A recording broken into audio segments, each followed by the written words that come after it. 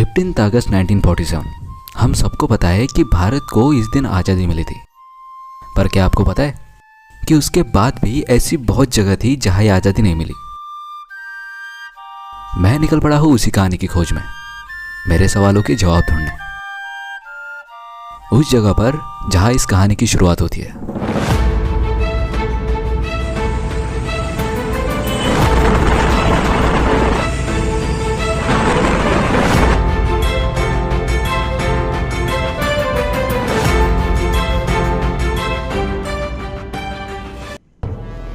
हाँ, ये नदी जो इस कहानी का मेन किरदार है। अगर मैं आपको बोलूं कि 15 अगस्त 1947 के बाद इस नदी के उस पार स्वतंत्र भारत था और नदी के इस पार निजामों के गुलाम, तो क्या आप मानेंगे? हमारी कहानी वही शुरू होती है।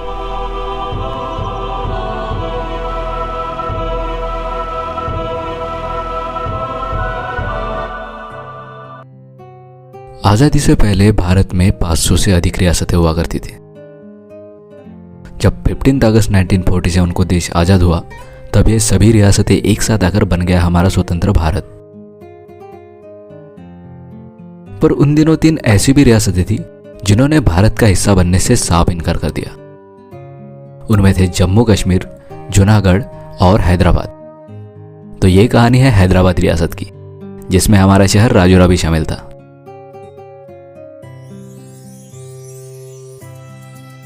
उन दिनों हैदराबाद पर निजामों का राज था।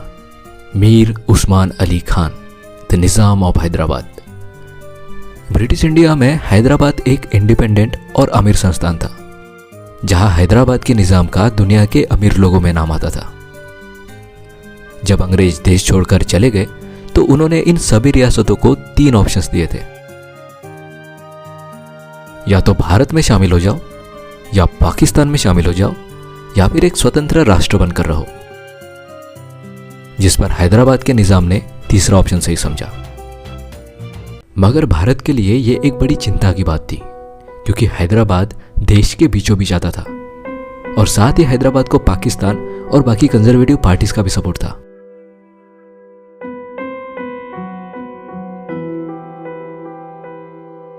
इसीलिए पंडित नेहरू चिंतित थे और सोच में थे कि इस मसले को शांति से कैसे सुलझाया जाए।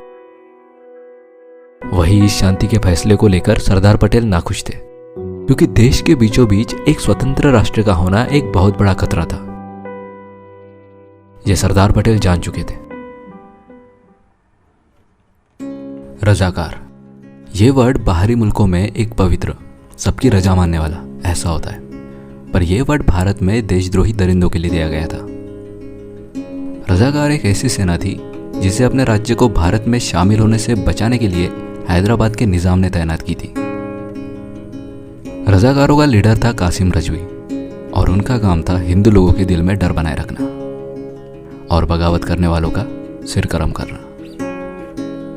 वो कासिम रजवी ही था जिसने निजाम को भरोसा दिलाया था कि उसकी सेना भारत के खिलाफ लड़ने के लिए सक्षम है। निजाम ने रजाकारों को पूरी तरह से छूट दे रखी थी, जो बाद में तब्दील हो गई एक भयानक इंसान में। उन दिनों रजाकारों के नाम से लोग कांपने लगे थे। रजाकारों ने कई गांव जला दिए, हजारों लोगों की हत्याएं की। हिंदू के दिल में खौफ फैलाना और उन्हें इस्लाम में शामिल करना, यह उनका मकसद था।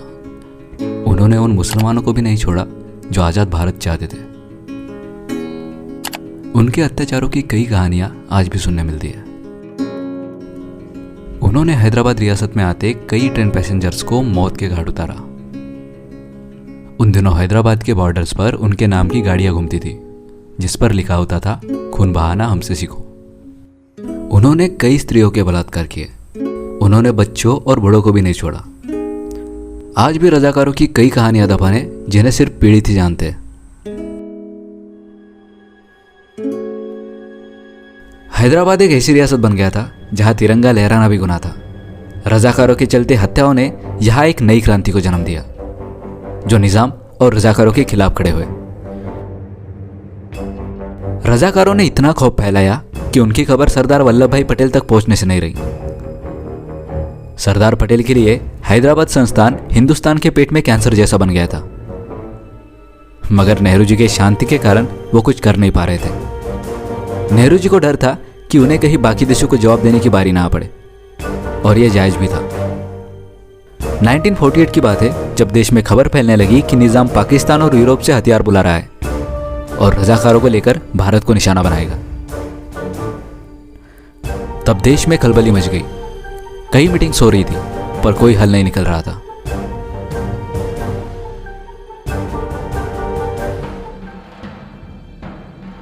सितंबर 1948 का एक दिन आया जब पंडित नेहरू विदेश गए थे, और उस वक्त सरदार पटेल गृह मंत्री और साथ ही भारत के उप पंतप्रधान थे। तब नेहरू जी की गैर मौजूदगी में मंत्रिमंडल का अध्यक्ष पद सरदार पटेल के पास था। उस वक्त ना मोबाइल फोन्स थे, ना ईमेल और ना ही इंटरनेट, और यही समय था। सरदार पटेल ने एक पुलिस फोर्स भेजी जिसमें सेना के जवान भी शामिल थे। 13 सितंबर 1948 को इस सेना ने हैदराबाद के चारों तरफ से हमला शुरू किया, और ठीक उसके 100 घंटों बाद हैदराबाद भारत का हिस्सा था।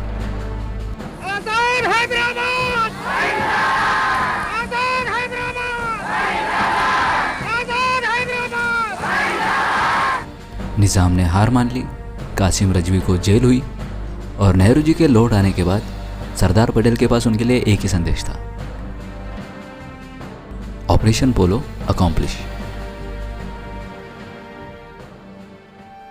और अब बताता हूं कि इस नदी का क्या किरदार था। ये जो अभी पुल दिख रहा है वो पहले नहीं था। उस वक्त नदी के उस तरफ का हिस्सा स्वतंत्र भारत था और नदी के इस तरफ निज़ाम की रियासत। उस तरफ लोग आज़ादी का जश्न मना रहे थे और इस तरफ रजाकारों का अत्याचार। उन दिनों सिर्फ एक ही रेलवे ब्रिज हुआ करता था जो कि इस नदी को जोड़ता था, और वो अभी है उस नए ब्रिज के ठीक पीछे। जब सरदार पटेल ने फोर्स भेजी तो उनमें से कुछ लोग इसी ब्रिज का इस्तेमाल कर निज़ाम की रियासत में आ पहुंचे। अगर एक शब्द में कहूं तो इस पुल ने हमारा इतिहास देखा है। आज भी 17 सितंबर को यहाँ मुक्ति संग्राम दिन मनाया जाता है और सबको ऑफिशियल छुट्टी भी होती है। इंडिया के आज़ाद होने के बाद भी 1 साल तक यह शहर गुलाम रहा। अब जो मेरे शहर को देखता हूँ तो सब कितना शांत और रंगीन लगता है, पर इस आज़ादी के पीछे कई लोगों की जान गई है। यार मुझे अब भी कई सवालों के जवाब नहीं पता है जो मुझे ढूंढना है, सब जानना है। हाँ, अगर मैं कहीं गलत हूँ तो आप लोग मुझे कमेंट में राय दे सकते हैं। मिलते हैं किसी नए वीडियो में, और तब तक के लिए टेक केयर।